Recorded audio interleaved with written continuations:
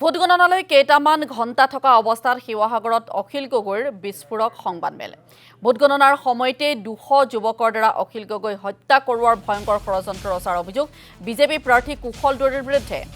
অখিল গগৈৰ ব্যক্তিগত সচিব অম্লানজ্যোতি গগৈকো কুশল দুৱাৰীয়ে গুলীয়াই হত্যা কৰাৰ ভাবুকি দিয়াৰ অভিযোগ উত্থাপন কৰিছে অখিল গগৈয়ে। এই সন্দৰ্ভত বিশেষ শাখাৰ আৰক্ষী সঞ্চালক প্ৰধানক অৱগত কৰোৱাৰ পাছতো কোনো ধৰণৰ সদুত্তৰ নোপোৱাৰ অভিযোগ অখিল গগৈৰ। অৱশ্যে বাসগৃহৰ সন্মুখত শিৱসাগৰ আৰক্ষীয়ে 4জন জোৱান নিয়োগ কৰাৰ কথাও সংবাদমেলত সদৰি কৰিলে অখিল গগৈয়ে। শিৱসাগৰৰ প্ৰতিজন সচেতন মানুহে জানে যে কুশল দুৱাৰীয়ে নিৰ্বাচনৰ সময়ৰ পৰাই যথেষ্ট সন্ত্ৰাস এই শিৱসাগৰত চলাই আহিছে। নিৰ্বাচনৰ গোটেই প্ৰচাৰৰ সময়খিনিত অনবৰতে প্ৰথমবাৰৰ কাৰণে শিৱসাগৰৰ মানুহে এটা সন্ত্ৰাসময় পৰিৱেশ দেখিবলৈ পালে।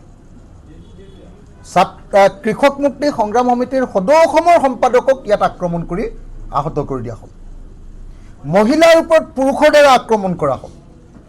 গোটেই ইলেকশ্যনৰ সময়খিনি গোটেই ৰাতিখিনি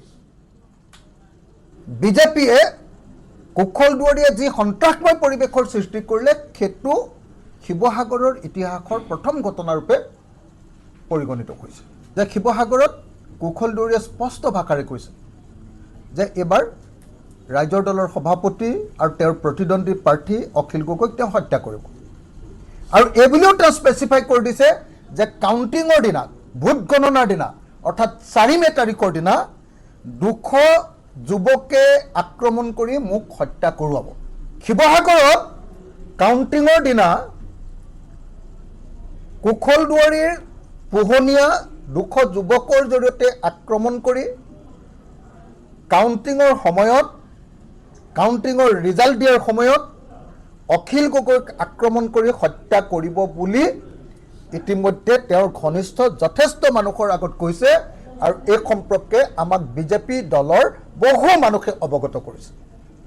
কেৱল সেইটোৱে নহয়, কেৱল অখিল গগৈক টাৰ্গেট কৰা নহয়, মোৰ ব্যক্তিগত সচিব অম্লানজ্যোতি গগৈ, তেওঁ ৰাইজৰ দলৰ সদৌ অসমৰ সাংগঠনিক সম্পাদক অম্লানজ্যোতি গগৈকো গুলীয়াই হত্যা কৰিব বুলি ভাবুকি প্ৰদান কৰিছে।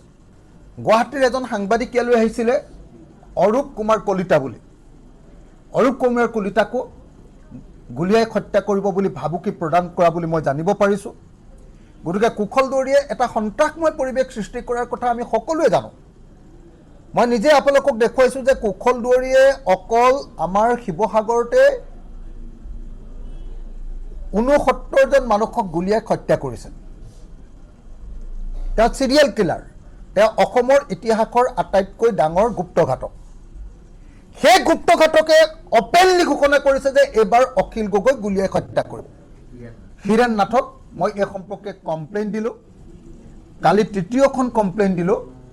আৰু 3য়খন কমপ্লেইন দিয়াৰ পাছতো তেওঁলোকৰ পৰা একদম ইনডিফাৰেণ্ট, একদম গুৰুত্ব নিদিয়া, একদম ইনডিফাৰেণ্ট উত্তৰ আহিছে যে তেওঁলোকে মোৰ এনেকুৱা মানে নিৰাপত্তা কিবা বিঘ্নিত হ'ব বুলি তেওঁলোকে নাভাবে। তো খালি পলিটিকেলি বস্তুটো ডিটাৰমাইণ্ড হ'ব নালাগে। আমাৰ কথাটো স্পষ্ট। আমাৰ পিনৰ পৰা অসম পুলিচৰ হেড ডাইৰেক্টৰ জেনেৰেল অফ পুলিচক, DGPক ইতিমধ্যে জনাই দিয়া হৈছে। আমাৰ পিনৰ পৰা SBৰ হেড ADG হীৰেণ নাথক জনাই দিয়া হৈছে। আৰু এই দুয়োজনকে 3বাৰ 3খন কাগজ দিয়াৰ পাছতো যেতিয়া এই সম্পৰ্কে কোনো ব্যৱস্থা গ্ৰহণ নকৰিলে, কালি ৰাতি মই অসমৰ হোম কমিশ্যনাৰ দিগন্ত বৰাকো এই সম্পৰ্কে লিখিতভাৱে অৱগত কৰিছোঁ। তাৰ পাছত কি ব্যৱস্থা লয় মই নাজানো। এতিয়া অৱশ্যে আজি শিৱসাগৰ যেতিয়া মই আহিছোঁ, তেতিয়া শিৱসাগৰ থানাৰ পৰা 4জন মানুহ আমাৰ ঘৰৰ সন্মুখত মই বহি থকা দেখিছোঁ। কিন্তু মোক এতিয়ালৈকে কোনো ধৰণৰ আনুষ্ঠানিকভাৱে অৱগত কৰা হোৱা নাই বা মোক কোনো ধৰণৰ আনুষ্ঠানিকভাৱে কোনো PSO দিয়া হোৱা নাই। সকলো দল, সেয়া ৰাইজৰ দলেই হওক, জাতীয় পৰিষদেই হওক, অসম গণ পৰিষদেই হওক, কংগ্ৰেছ বা বিজেপি যি দলৰে নহওক লাগিলে কিয়, সকলো দলৰ প্ৰাৰ্থীৰ প্ৰতি আমি শুভেচ্ছা জ্ঞাপন কৰিছোঁ আৰু আশা কৰিছোঁ যে 2026 চনৰ বিধানসভাৰ নিৰ্বাচনৰ ভোট গণনাৰ দিন অতি শান্তিৰে সৈতে শেষ হৈ যাব আৰু এই ভোট গণনাৰ দিনটো এটা শান্তিপূৰ্ণ দিনৰূপে আমাৰ ইতিহাসত থাকি যাব।